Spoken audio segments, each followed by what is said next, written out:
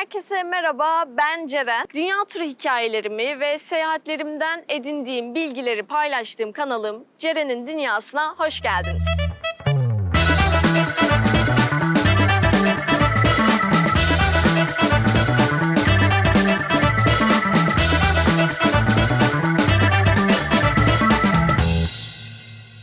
Bugünkü videomda size Hindistan seyahatiniz öncesi mutlaka bilmeniz gereken bazı konulardan söz edeceğim. Hindistan kültürel çeşitliliği, dini yapısı, teknolojinin yoksullukla iç içe geçmiş hali ve sürekli var olan karmaşasıyla dünyadaki bütün ülkelerden çok daha farklı bir ülke. Özellikle Hindistan'ı ilk ziyaretinizse bu şaşırtıcı derecedeki karmaşık ülkenin temposuna ayak uydurmak gerçekten çok zor olabilir. Ben de Hindistan geziniz öncesi kendi deneyimlerimden edindiğim bilgilerden yola çıkarak sizin gezinizi kolaylaştırmak ve bu geziden çok daha fazla keyif almanızı sağlamak adına sizin için hayat kurtaran bir liste hazırladım. İşte Hindistan'a gitmeden önce mutlaka bilmeniz gereken 27 şey. Hindistan'a mutlaka doğru zamanda gitmeniz çok önemli. Çünkü Hindistan'da yaz zamanı sıcaklar acımasız sıcaklara ulaşabiliyor. Muson döneminde çok ciddi yağışlar söz konusu olduğundan dolayı size Ekim ve Mart ayları arasında Hindistan'ı ziyaret etmenizi öneriyorum. Az zamanda çok şey yapmamaya özen gösterin. Hindistan'la ilgili size verebileceğim en iyi tavsiyelerden biri kesinlikle bu. Çünkü Hindistan sizin düşündüğünüzden çok daha karmaşık ve çok daha kaotik olabilir. Hatta sizin düşündüğünüzden ve normal seyahatlerinizde olduğundan çok daha fazla yorulabilir, kendinizi çok daha bitkin hissedebilirsiniz. Bu yüzden Hindistan seyahatinizi planlarken aralarda dinlenmek için boşluklar bırakmaya mutlaka özen gösterin. Kültür şokuna hazırlıklı olun. Hindistan'a ne kadar hazırlıklı giderseniz gidin, kültür şoku yaşayacağınız kesinlikle garanti. Ben şok. Hindistan'a gittiğinizde işlerin sizin alışkın olduğunuzun dışında çok daha farklı yürüdüğünü göreceksiniz. Bu yüzden mutlaka beklentilerinizi evde bırakın. Her şey ters gidebilir, işler hiç sizin düşündüğünüz gibi olmayabilir. Böyle bir durumda gerçekten sinir olup kendinizi üzmenize hiç gerek yok. Bununla ilgili size tek önerim kendinizi Hindistan'ın akışına bırakın ve savaşmaya uğraşmayın. Ne yazık ki hava kirliliği gerçek. Yeni Delhi'deki hava dünyanın en kötü hava kalitesine sahip ve Hindistan'daki diğer şehirlerde açıkçası Yeni Delhi'den çok da farklı değil. Bu yüzden Hindistan'a giderken yanınızda mutlaka ama mutlaka yüzünüzü kapatabilecek şeyler bulundurun ya da herhangi bir yüz maskesi de edinebilirsiniz. Kapalı kıyafetler çantaya. Hindistan'da hava ne kadar sıcak olursa olsun emin olun Hindistan'da açık bir kıyafetle dışarıya çıkmak istemezsiniz. Çünkü Hindistan muhafazakar bir ülke ve açık giyinmek de dikkatleri üstünüze çekmekten başka bir işe yaramayacaktır. Ayrıca Hindistan'da tapınaklara bu şekilde girmek saygısızlık sayılıyor. Bu yüzden yanınıza mümkün olduğunca kapalı, uzun ve bol kıyafetler almaya özen gösterin. Her an ayakkabı çıkarmaya hazır olmalısınız. Hindistan'da tapınaklara ve pek çok yere girerken sizden ayakkabılarınızı çıkarmanızı isteyecekler. Bu nedenle Hindistan'a giderken yanınıza kolay giyip çıkarabileceğiniz tarzda ayakkabılar almanızı öneririm. Eğer hırsızlık olaylarından şüpheleniyorsanız yanınıza aldığınız bir poşetin içine ayakkabınızı koyabilirsiniz. İshal ilacı almayı kesinlikle unutmayın. Hindistan'a gittiğinizde vücudunuz Hindistan'daki su, yiyecek ve içeceklerdeki bakterilere alışmakta biraz zorlanabilir. Yanınıza giderken mutlaka gerekli olabilecek her türlü ilacı aldığınızdan emin olun. Çünkü Hindistan'da doktor aramak istemezsiniz.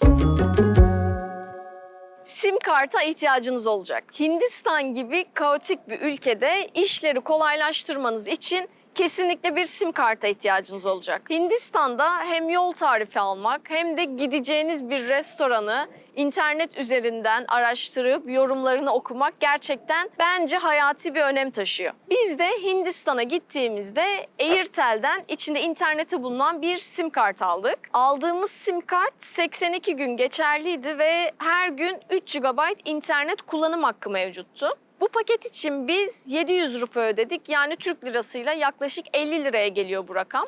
Bu sim kartların günden güne değişen paketleri mevcut. Siz de kendinize uygun olan bir tanesini Airtel'den edinebilirsiniz. Aynı zamanda her yerde de çok güzel çekiyordu. Hiçbir sorun yaşamadık. Üzerinizde gözleri hissetmeye hazır olun. Ne yazık ki Hindistan'da ne kadar kapalı giyinirseniz giyinin, insanlar size sanki çıplakmışsınız gibi bakmaya devam edecekler. Ve bundan ne yazık ki hiç kaçış yok. Neden baktıklarını tam olarak bilmiyorum, anlamadık da. Ama her gittiğimiz yerde sürekli gözetlendik.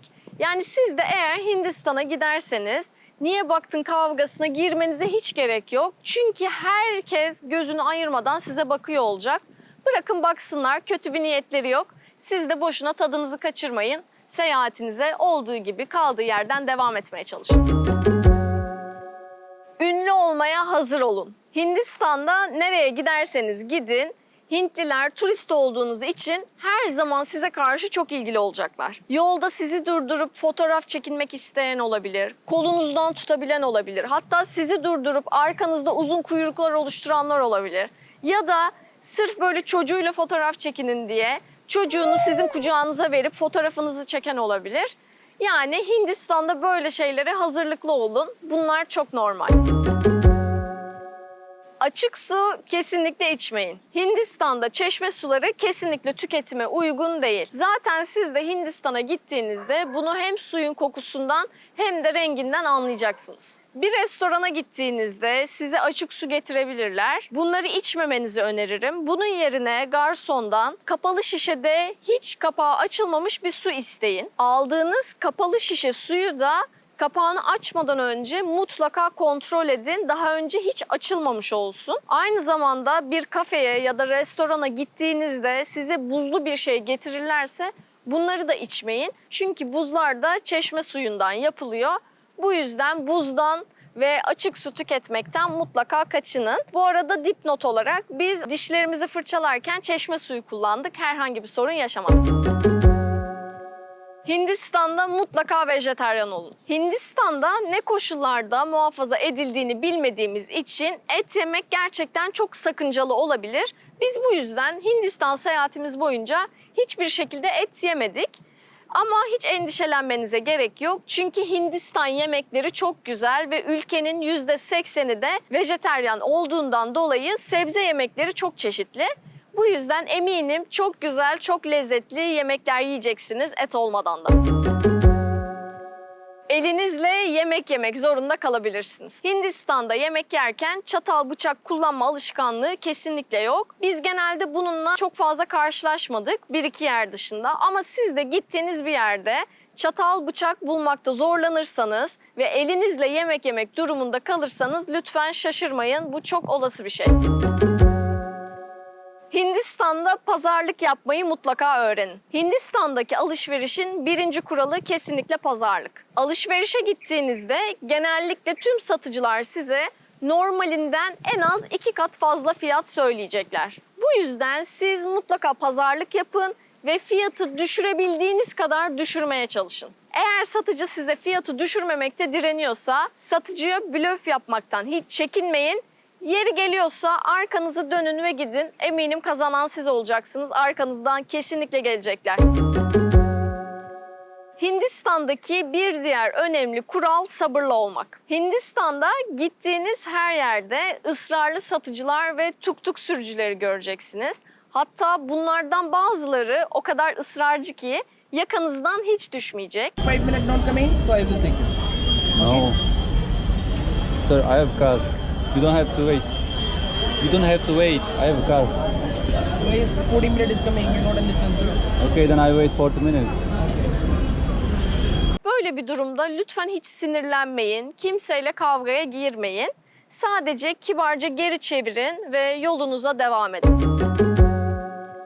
Çılgın bir trafik sizi bekliyor. Hindistan gerçekten inanılmaz bir trafik karmaşasına sahip. Trafikte arabalar, motorlar, tuk-tuklar, inekler, trafiğin içine kendilerini atan çılgın insanlar görüyor olacaksınız. Bazı yerlerde kaldırım da kesinlikle bulunmuyor. Bu yüzden bastığınız yere dikkat edin ve karşıdan karşıya geçerken de sağınıza solunuza mutlaka dikkat ederek geçin. Tuk-tuk sürücülerine dikkat. Hindistan seyahatinizde eğer durduk yere arkanızdan koşan birini görürseniz emin olun bu bir tuk-tuk sürücüsüdür. Tuk-tuk sürücüsü yanınıza gelip kendini tanıtacak, arkadaş canlısı bir şekilde sizinle sohbet etmeye başlayacak. Size bazı sorular soracak sizi tanımak adına.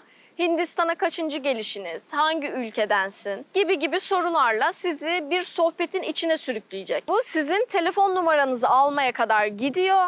Telefon numaranızı aldıktan sonra da sizi taciz etmeye başlıyor ve siz telefonu açana kadar 50 kere arıyor.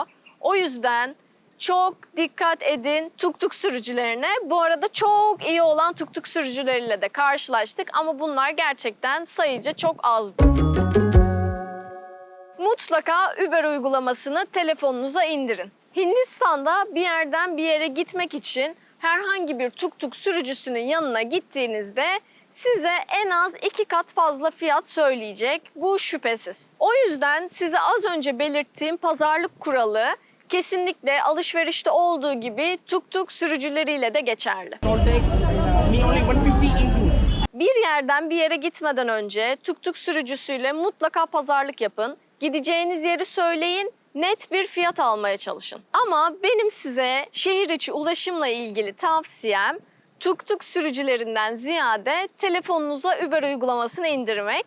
Çünkü telefonunuza Uber uygulamasını indirdiğiniz zaman kesinlikle göreceksiniz tuk-tuktan çok daha ucuza ve çok daha konforlu bir şekilde istediğiniz yere seyahat ediyor olacaksınız. Eğer bulunduğunuz yerde, bulunduğunuz şartlar içinde Uber uygulamasını kullanamıyorsanız mutlaka gideceğiniz yerin fiyatına Uber'den bakın. Gideceğiniz yer Uber'de ne kadar gösteriyorsa bu fiyat üzerinden tuk-tuk sürücüsüyle pazarlık yapmaya çalışın. Ayrıca Hindistan'da Uber uygulamasına ek olarak Ola Cab diye bir uygulama var. Bunu da telefonunuza indirebilirsiniz. Aklınızda bulunsun ancak Ola Cab'i kullanmak için yerel bir sim kartı ihtiyacınız olacak. Dolandırıcılara dikkat. Hindistan seyahatiniz sırasında bazı insanlar sizin yanınıza gelip size yardımcı oluyormuş gibi davranıp sizi bazı yerlere yönlendirmeye çalışabilir. Bunlar sahte bilet ve turizm ofisleri olabilir ya da alışveriş yapacağınız yerlere yönlendirecek olabilirler. Sizi turizm ofisine yönlendireceğim diye. Bu yüzden yanınıza gelen tanımadığınız insanlara karşı mutlaka dikkat edin Hindistan'da. Dini dolandırıcılara dikkat. Hindistan'a gittiğinizde bir yerde dolaşırken yanınıza din adamı gibi giyinmiş bir insan gelip alnınıza kırmızı bir pudra sürebilir ve bunun karşılığında da sizden bağış adı altında para isteyebilir. Siz de para vermek istemediğinizde size biraz zorluk çıkarabilir. Bu yüzden bu tarz kişilere karşı özellikle tapınak tarzı yerlerde dikkat etmenizi öneririm. Yan kesicilere dikkat. Hindistan'da sokaklar çok kalabalık olduğu için insanlar birbirine çok yakın yürüyor ve böyle bir durumda da mutlaka kendi özel eşyalarınızı kontrol ederek yolda yürümenizi tavsiye ederim. Kişisel alanınızı aşabilirler. Hindistan'da insanlar yolda yürürken ya da birbirleriyle sohbet ederken çok yakın bir şekilde durabiliyorlar. Biz alışık olmasak da bu onlar için çok normal bir durum. O yüzden buna da hazırlıklı olarak gitmenizde fayda var. Para üstünüzü saymayı kesinlikle unutmayın. Hindistan seyahatimiz boyunca pek çok kere para üstümüzün eksik verildiğini fark ettik. Bu yüzden siz de Hindistan'a giderseniz aldığınız para üstünü mutlaka sayın. Doğru alıp almadığınızdan emin olun. Yanınızda mutlaka temizleyici ürün taşıyın. Öncelikle Hindistan'a gittiğinizde halka açık yerlerde tuvalete girmenizi kesinlikle tavsiye etmem. Ama bu yolculuk hali ve seyahat esnasında böyle bir durumla karşılaşırsanız mutlaka yanınızda temizleyici ürünler bulundurmakta fayda var. Yanınızda peçeteniz olsun, alkollü temizleyici ürünleriniz olsun, ıslak mendilleriniz olsun ki böyle bir durumda sonrasında sorun yaşamamak adına. İşlerin zamanında olmasını beklemeyin. Hindistan'da zaman akışı bizim düşündüğümüzden ve alışık olduğumuzdan çok daha farklı işliyor. Çok kısa süreceğini düşündüğünüz işler bile sizin sandığınızdan çok daha uzun vakitler alabilir. Örneğin trafikte çok uzun saatler bekleyebilirsiniz. Otobüsünüz 3 ya da 4 saat gecikebilir. Bir bilet almaya gittiğinizde bilet almak belki 4 saat sürebilir. Böyle bir durumda hiç sinirinizi bozmayın. Yapacak hiçbir şey yok beklemekten başka. Mutlaka bir öğrenci kartı bulun. Hindistan'da müzelere giriş turistler için çok pahalı olsa da eğer bir öğrenci kartınız varsa işler değişebiliyor. Öğrenci kartı kullanarak normalde ödeyeceğinizden çok daha az bir miktar ödeyerek müzelere giriş yapmanız mümkün. Tripod kullanmak çok zor olabilir. Bazı yerlere girişlerde tripod sokmak kesinlikle yasak. Tripodunuzu soksanız bile içeride kullanmak için açtığınız anda güvenlik geliyor ve tripodunuzu kapattırıyor. Yani bu yüzden tripodunuzu yanınızda taşımanıza hiç gerek yok. Ama siz diyorsanız ki ben bu işi profesyonel olarak yapıyorum ve bu fotoğrafı çekmek için tripoda ihtiyacım var. O zaman gittiğiniz tarihi yerin ya da müzenin müdürlüğüne giderek oradan fotoğraf çekmek ve tripod taşımak için izin almanız mümkün. Ama bu izin için 7.000 rupi ödemeniz gerekiyor ve 7.000 rupi de yaklaşık olarak 600 Türk lirasına denk geliyor.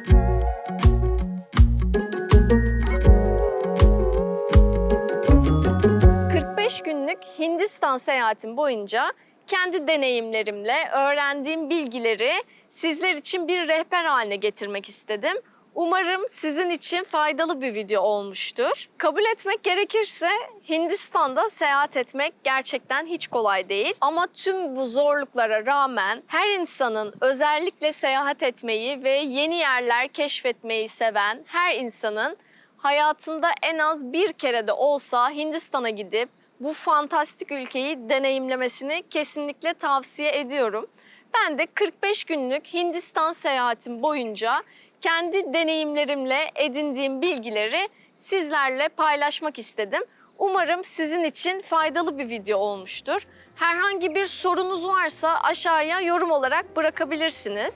Ya da Hindistan'la ilgili çok daha fazla bilgi edinmek isterseniz cerenbaykal.com adresinden Hindistan'la ilgili blog yazılarımı okuyabilirsiniz. Şimdilik önümüzdeki videoda görüşünceye kadar kendinize iyi bakın ve hoşça kalın.